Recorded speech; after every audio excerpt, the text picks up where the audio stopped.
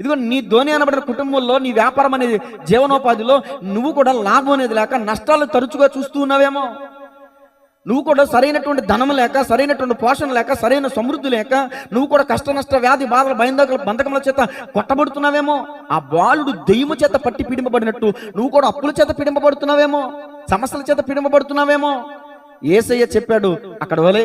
పేతురు అన్నాడు, అయ్యా రాత్రంతా ప్రయాసపడ్డగిన ఒక చేప కూడా అయినను నీ మాట చొప్పున వల వేతునని వల వేయగా వల పిగిలిపోయేటంత చేపల సమృద్ధి. గట్టిగా చేపలు కొడుతుంది అని మనం మహిమపడతాం. నేను అంటాను, నీ ఇష్టానుసరమైన జీవితాన్ని నువ్వు జీవించినంత వరకు నీ జీవితంలో నువ్వు అభివృద్ధిని చూడలేవు. నా జీవితం ఇంతే, నేను ఇంతే అంటే ఇక నీ బతుకు అంతే. నేను ఇక ప్రభువా 2025 సంవత్సరం వరకు నేను ఇంతే అన్నట్టు బతికాను. కానీ 2026 సంవత్సరం అడుగు పెట్టబోతుండగా నేను ఒక చిన్న తీర్మానం చేసుకుని ఇదిగో నీ సన్నిధిలో నేను మొరపెడుతున్నాను. ఈ 2020